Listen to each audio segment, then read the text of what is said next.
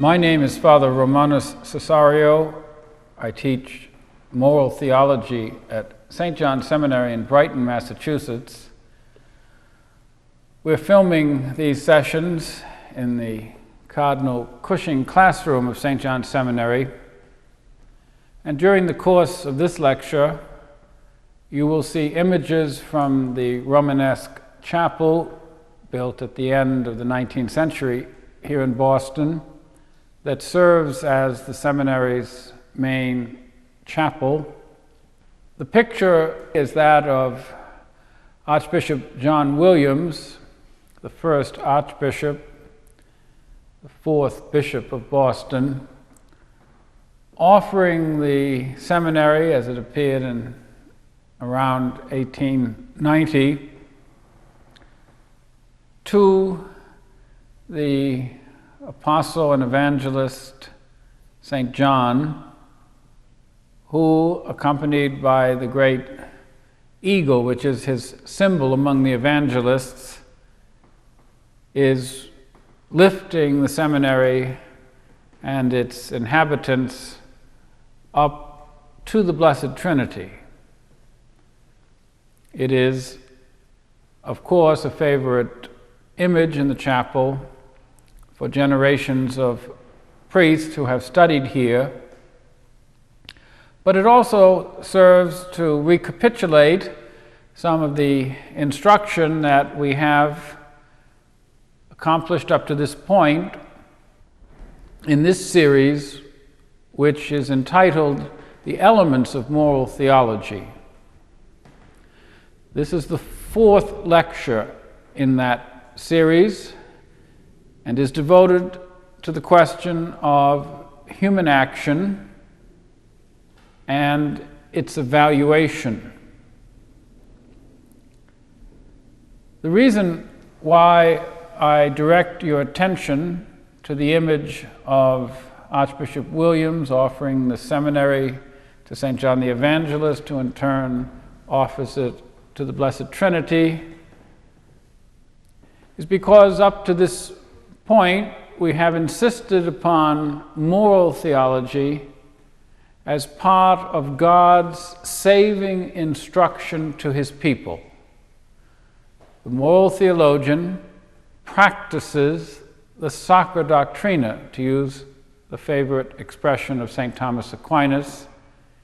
He practices, if you will, a science that is dependent upon and assured by divine revelation. It is then a discussion that the moral theologian undertakes, directed toward God. In the last lecture, when we spoke about natural law, we defined the overall conception that governs this presentation of natural law as man set between God and God. You will see that movement represented in the artist's techniques, whereby he communicates an upward sweep from the hands of the bishop through the seminary to St. John, to his eagle, to the Trinity. It is, if you will, the reverse motion, the return to God of an act of praise for what he had, that is to say, God has given to us, and given to us in Christ, to be sure, the eternal Son, the incarnate Son, the incarnate wisdom of God, the wisdom of God which emerges quite understandably, isn't it true, in that creature created in God's very own image. It is a wisdom that is dynamic,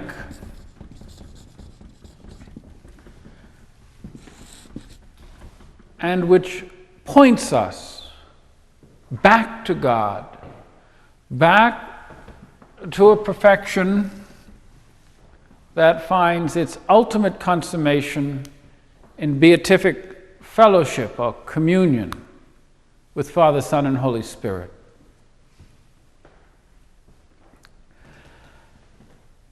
I'd like to draw your attention to a textbook which has received much favorable comment in the United States since its appearance in about 5 years ago in English. The text is by Dominican Father Servais Pinquez, who is now Emeritus Professor of Moral Theology at the University of Fribourg in Switzerland. Father Pinquez's text in English translation is called The Sources of Christian Ethics. The title was a concession to the marketing people at Catholic University of America Press, because in French the title ran Les sources de la morale chrétienne, the sources, if you will, of Christian morality. I make that observation because some of you will recall that in the very first lecture I identified the difference between Christian morality and ethics, in part at least, by reference to the fact that Christian morality takes account of the big picture, whereas ethics, at least as it is practiced in much contemporary theory, limits itself to more particular questions and attempts to resolve them by appeal to its own principles. Everything that we have said up to this moment in these lectures on the elements of moral theology have pointed to just how big that picture is. It's the big picture of creation. It's the big picture of eternal law, of how God knows the world to be. It's the big picture of divine beatitude, the theologian's term for happiness, used, as I have suggested already, to ensure that no one misses the point that the Christian life is ordered towards a kind of friendship or fellowship with God Himself that transforms every form of natural felicity or happiness. And yet, as we discussed in the last lecture on natural law, this felicity that is beatitude, and which is perfective of the human person in his or her deepest yearnings and longings, if you will, cannot be achieved or cannot be separated artificially from those ends that form part, and indispensably so, of our human perfection or completion. In the last lecture, I identified three basic ends: life, human sexuality, the coupling of male and female, truth-telling, communication, friendship, if you will. I identified three basic elements that the tradition has recognized as the foundational ends, perfecting ends. And I could have included many, many more. Indeed, I could have included as many ends as there are virtues to achieve them. But suffice it for the moment, for the purpose of our discussion of natural law, to speak about the three. Again, I say these are the three traditionally considered basic ends of perfections.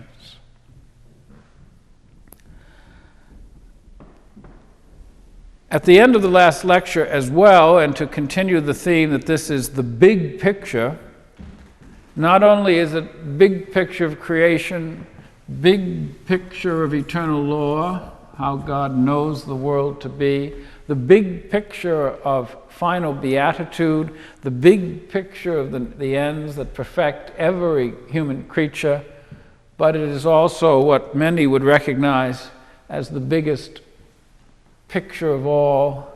And that is the picture that you saw so beautifully represented in the last lecture, the picture from Calvary, the picture of the cross of Christ, the cross that gives meaning now to everything that transpires within the world. You know that the patristic authors like to interpret the 4 points of the cross, north, south, east, and west, as representing Christ's lordship over the whole of creation. What is more important, Christ's death on the cross is the action, the sacrificial action that breaks open the world of divine grace and divine love, that makes it possible for the moral theologian to stand here in front of you and to make the most outrageous claim, namely, that to live a certain kind of life, one perfectly in conformity with natural law as the Church understands it, is also to lay claim to that gift which is beyond all human telling, that gift which is surely beyond all human effort, that gift beyond all human description, and that is friendship with the living God.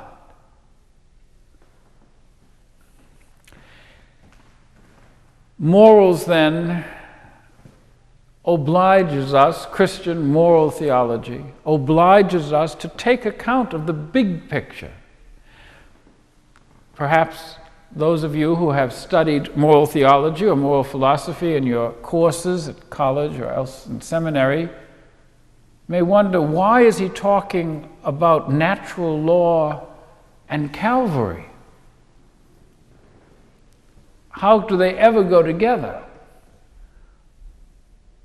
One comes out of the legal tradition of the Romans, the other from the pages of the New Testament. But the answer is simple. The natural law and Calvary go together in the same way that the eternal Logos, the eternal Word, the pattern, the divine pattern,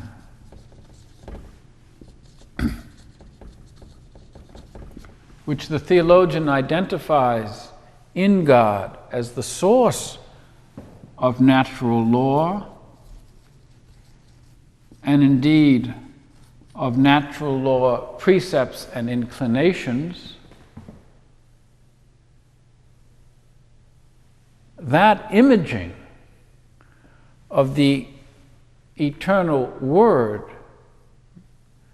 finds its perfection.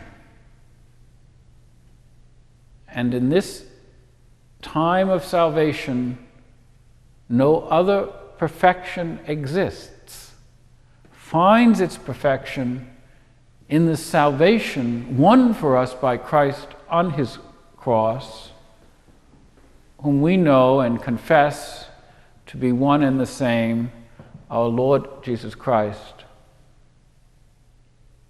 who is forever King of the ages. Natural law and the law of the cross come together for the Christian believer because she or he recognizes that the fulfillment of the natural law and the fulfillment of that vocation to divine friendship that we call beatitude is found only in Christ.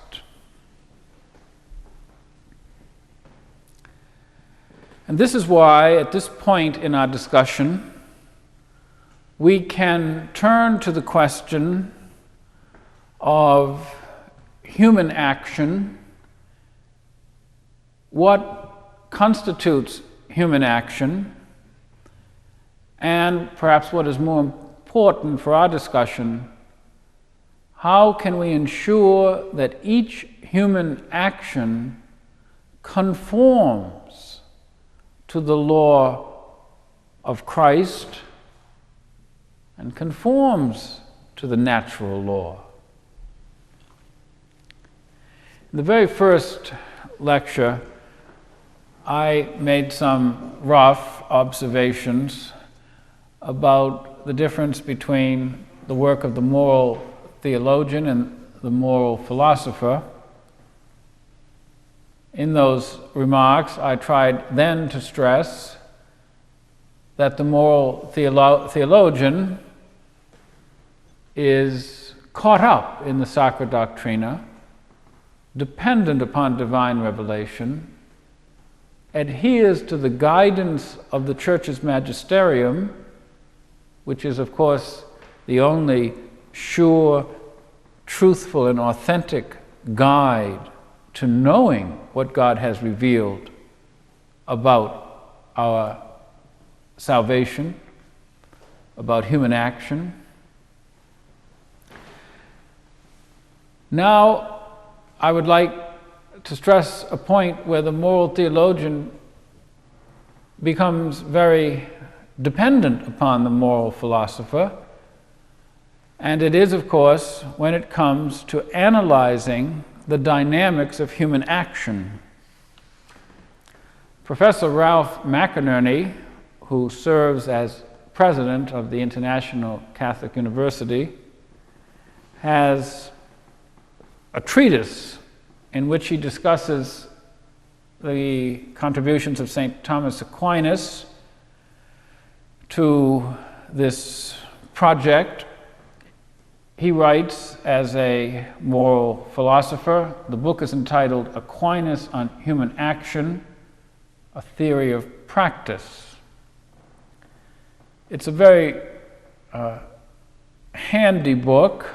By that I mean you can hold it in your hand, take it on the subway, take it on the bus, read it at home. It is not a weighty tome, but it's a handy volume that has the added value of being written by Professor Ralph McInerney, who writes with such great lucidity and talent, and has the knack of making very complex discussions readable and understandable by the general reader. I've profited very much from this book, and I know you will too.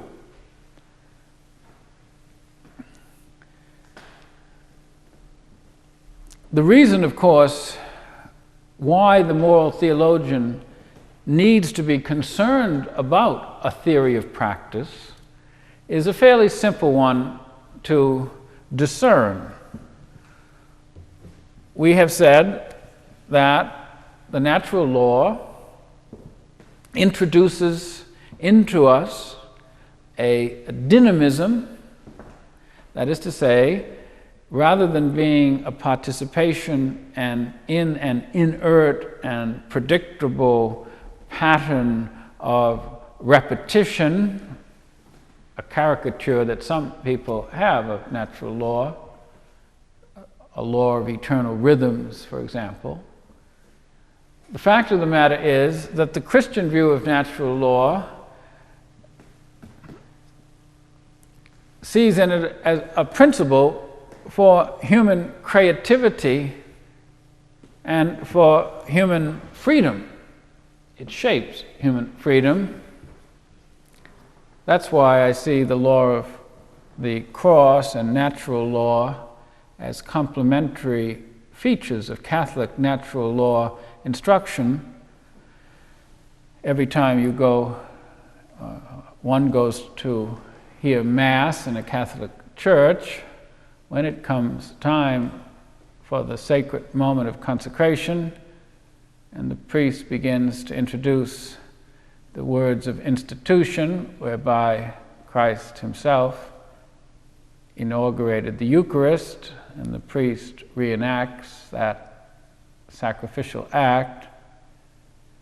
The text of the Mass always includes reference to the fact that Christ went forth to his passion on the night before he suffered, freely for us, willingly.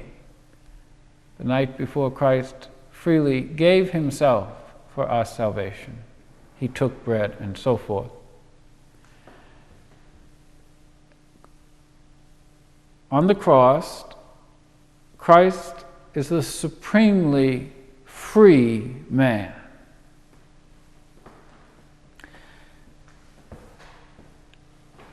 Truth to be told, natural law provides the matrix for each one of us to achieve and to enact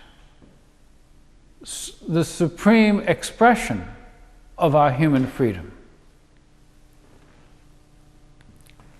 Just the opposite of predictable, boring repetition and routine. But in order for us to cash in on so great a promise, namely, that when we act in accordance with the divine image that is ours by reason of having been created, and when we act in recognition that natural law is part of our very makeup as human beings. Remember the definition, our participation, the rational creature's participation in the eternal law. When we recognize that God knows a human action in the same way that he knows the tree, the sun, the moon, the chair, anything else that he has created, because that knowledge gives to a specific reality the form to make it be what it is. To put that simply, there is as much form to a just action, paying a debt, for example, and God knows what that is in the same way that he knows the sun or the whole universe or the smallest subparticle that the scientists can discover in the material universe. All of that is dependent upon God's knowing it, and human actions, virtuous actions, are no exception. And it is for this reason that the moral theologian is concerned about identifying a human action.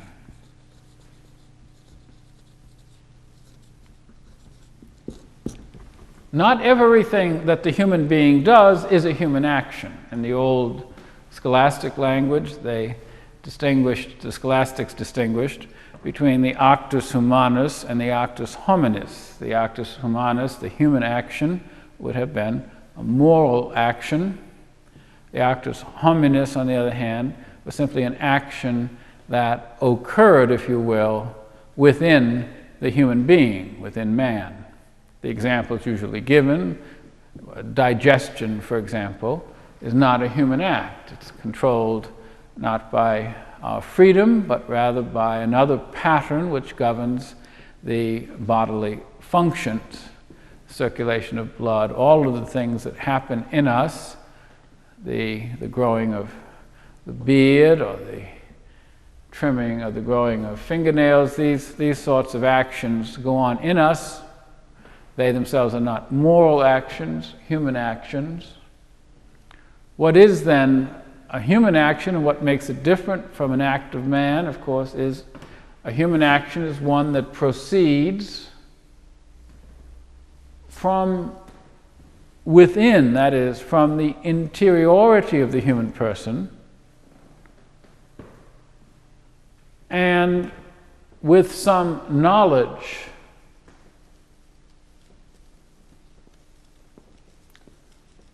of the end, the telos, that this action is about to accomplish. Interiority, I think, is the simplest one to understand. What's opposed to it, for example, is violence. If my hand is used purely instrumentally to pull the trigger of a gun that's about to explode the brain of another man, it is clear that the action of pulling that trigger, though my hand and finger in fact have been used by another force to accomplish it, does not proceed from my interiority. It does not proceed from within me. It is an action imposed on me. It is an action entirely, in this case, extrinsic to me. It does not qualify as a human action or my human action. It could well be the human action, of course, of the person who rendered me in the position of being an instrument for such a depraved act as murder.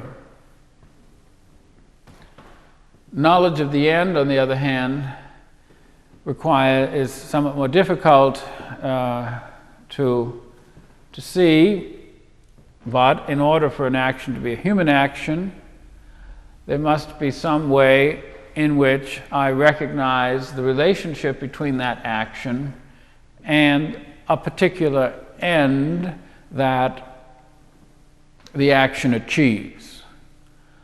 One of the best examples of this would be invincible ignorance. I proceed to go hunting, and thinking that another hunter, who perhaps had not put on his red jacket, thinking that another hunter is a stag or animal to be hunted, I shoot, but with no knowledge of the end, for after all due precautions, I am persuaded that this rifle shot is directed at an animal that is legitimate to hunt. This is a classic example from the literature. It proceeds from my interiority, because indeed it is I who am pulling the trigger. It does not proceed, however, with knowledge of the end, because in the example given, it is supposed that there would be no way for me to know this was not a game animal, but my neighbor.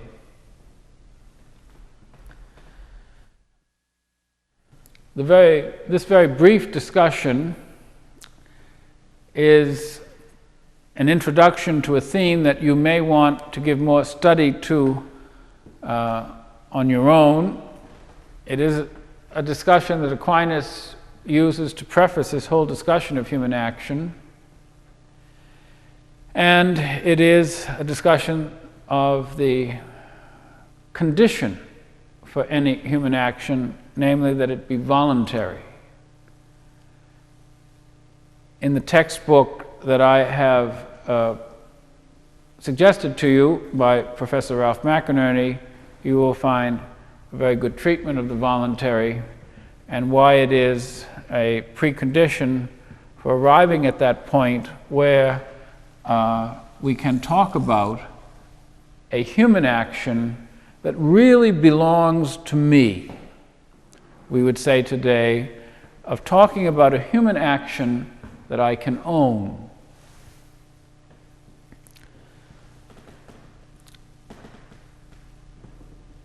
At this juncture, I would like to point out, however,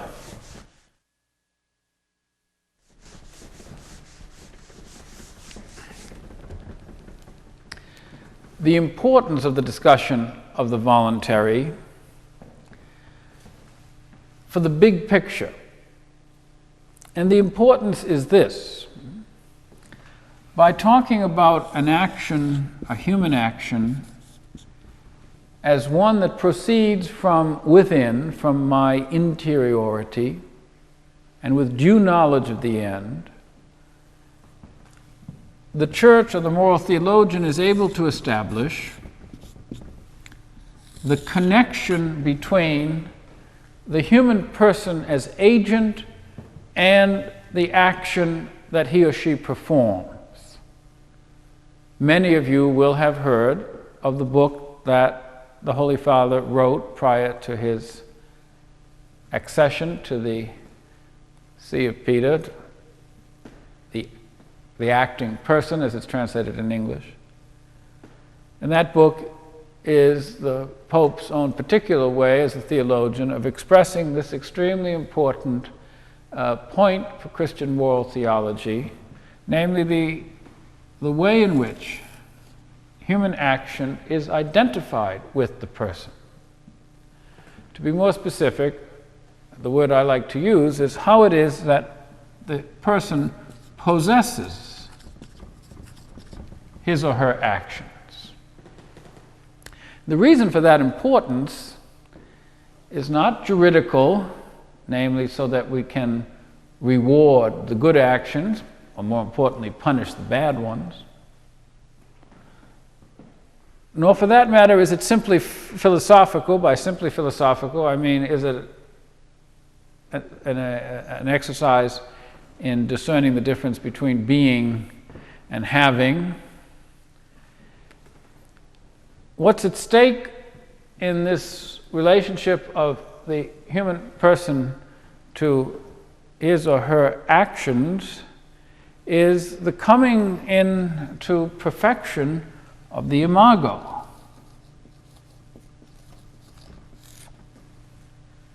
Actions change us.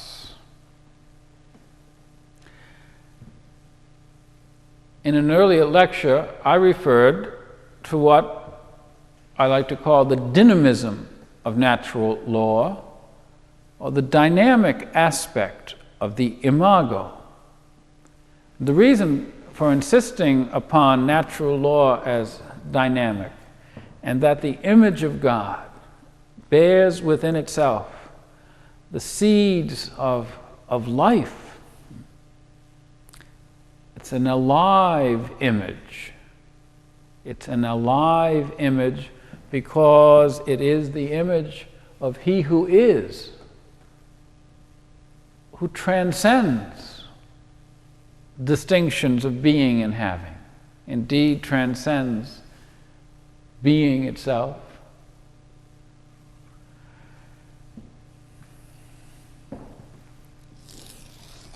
It is an alive image which expresses itself in the only way that the human creature can express him or herself, and that is by acting.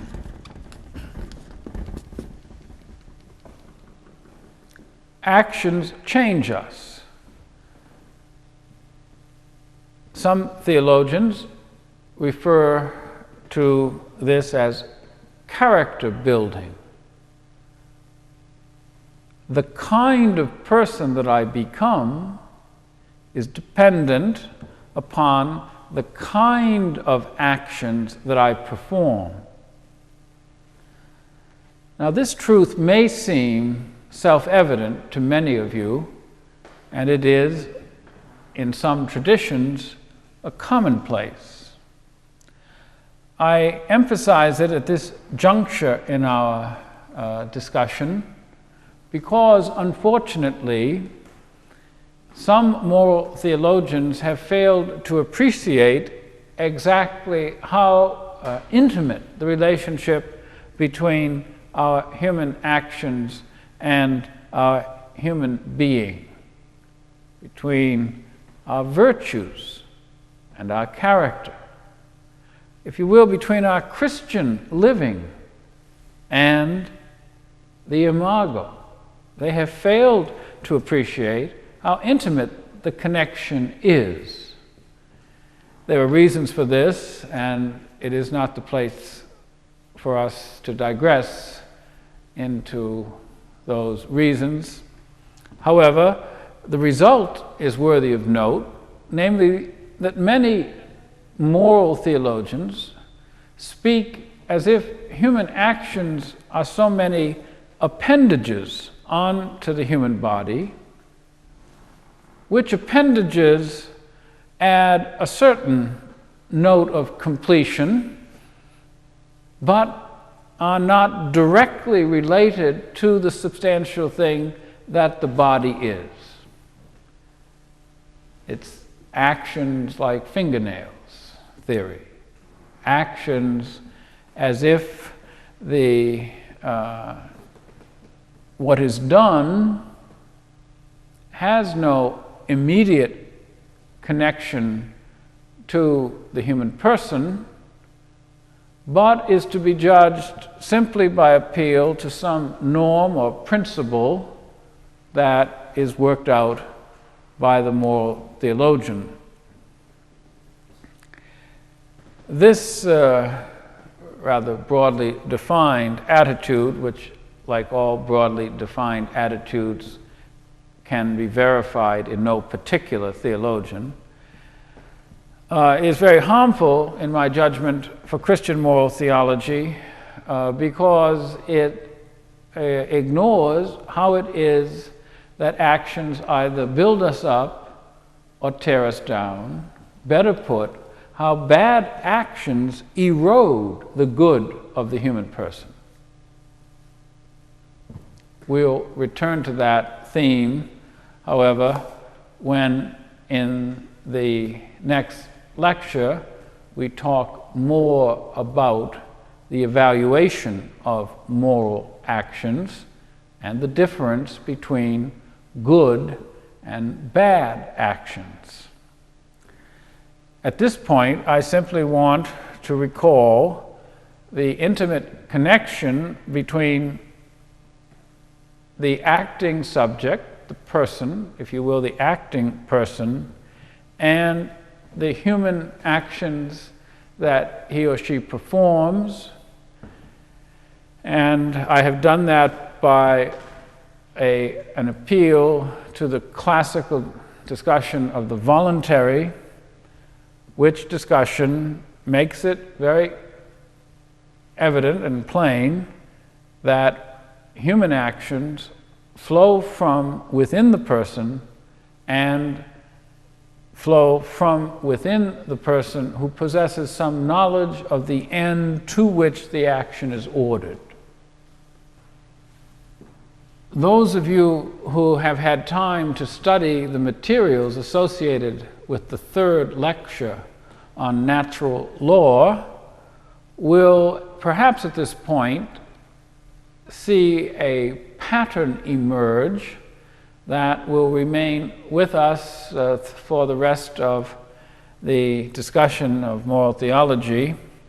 And it is a pattern that reflects the two principal spiritual powers of the human person, namely the capacity to know, let's call that intelligence, thus the I, and the capacity to love, and let's represent that with the traditional symbol of a human heart.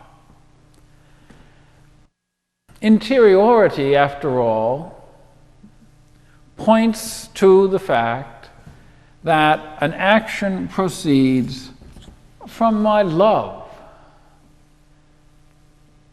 It proceeds from that which I choose, from that which I commit myself to, from that which I am engaged in, from that which, in a word, I love and want to give my love to. Even difficult things, like putting up with a burdensome companion, or relative, or neighbor. The fortitude required to sustain those difficulties is a fortitude that I must love. That's what makes the difference between a brave and a courageous friend who sticks by another in time of trial and the person who accomplishes the absolute minimum required of him or her in an effort to acquit himself of a responsibility that he would just as well want to be free of, which is to say, which he is not at all in love with having. And if any of us, or any of you have had the opportunity to be cared for in a time of need, or when for one reason or another it has been difficult to care for us, you recognize the difference that love makes, the difference between courageous love and simply observing the minimum standards of decency or of respect, as the case may be.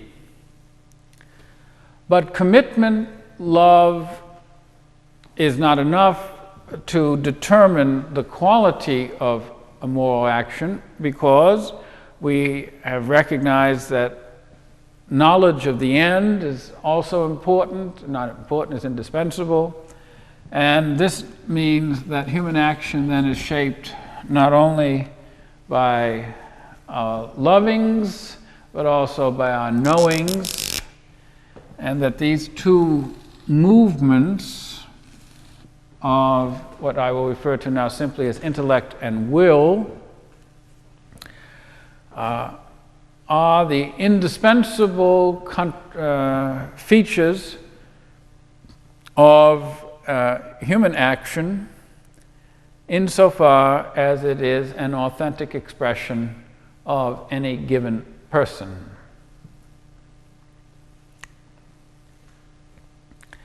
Now, what this means for the moral theologian, first of all, of course, is that no single track, that is, just knowledge or just love, is sufficient to explain human action.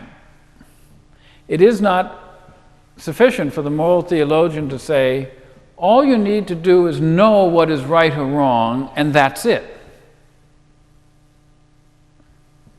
Anyone that would say that would lead the pupil into a great deal of confusion, because it is not the case that knowledge alone suffices for the production of that human action that will perfect. By the same token, anyone who would say love alone is sufficient, do the loving thing, realizes, or should realize, that he has not given sound instruction in human action, because it is a command impossible to achieve. It's impossible to achieve because it's impossible to know to what extent that action it conforms to the truth or not. There are many things that one may love. Not all of them are loves shaped by truth. And because a human action, in order to be an authentic expression of the human person, must participate both in the affective as well as the intellective capacities or faculties or powers of the human person, no human action emerges in which both intellect and will are not active participants in, and now I will use a metaphorical term, creating it. Because that's what our actions are. They are our way of participating in God's creative activity. It is the way in which God has provided for the human creature to shape a world of love. It is the task that God has left to us in order to fill up what is lacking in the world, lacking in great measure because of original sin, lacking also because God delights in seeing that His saints grow in love more and more.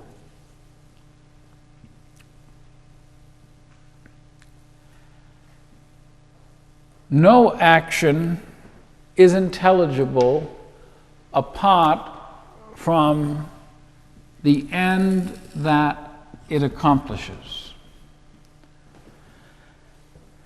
That is why when St. Thomas comes to talk about human actions, all of them, he is content to use a very simple phrase, a few words to talk about human actions. He says, they are those things, ea, quae sunt ad finem.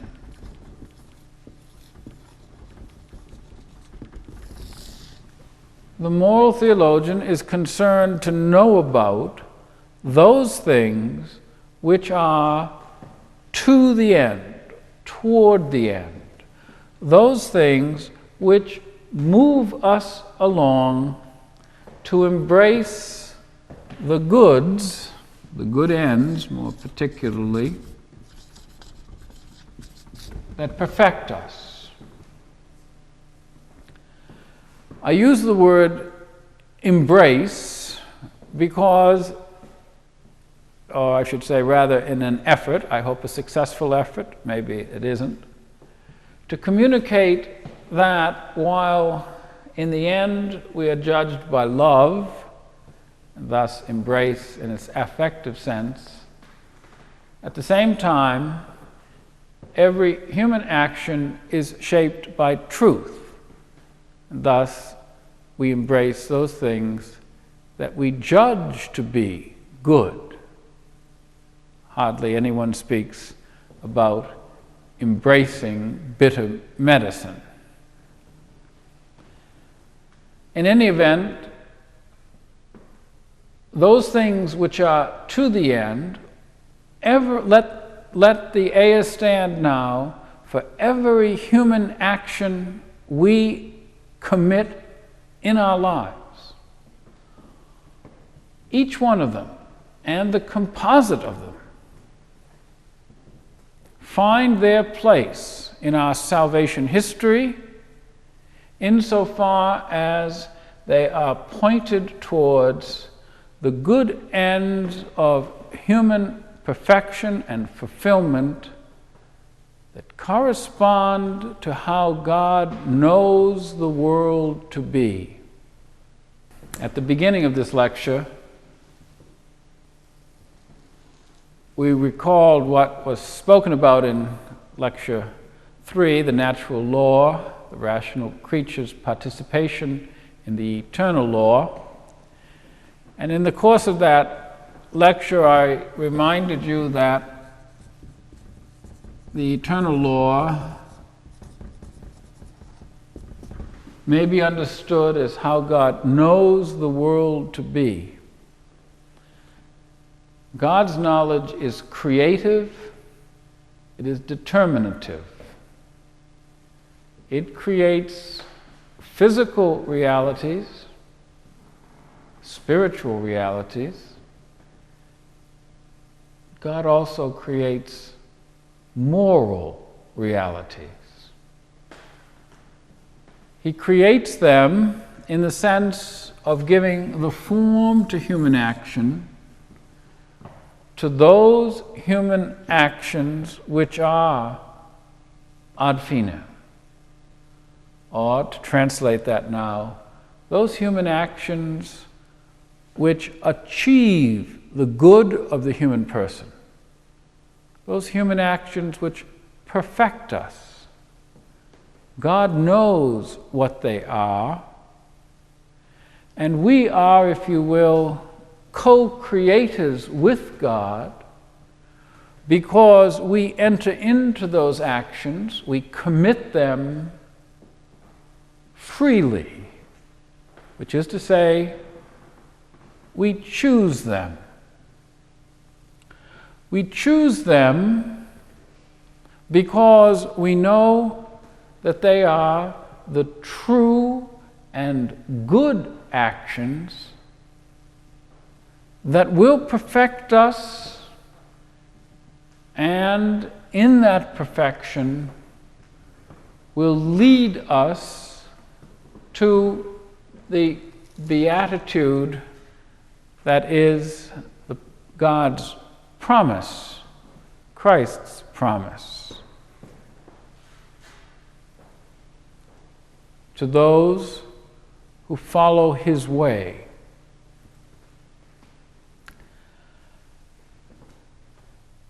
Many theologians have debated the relationship that exists between heavenly beatitude and the perfection that is, for lack of a better term, called natural.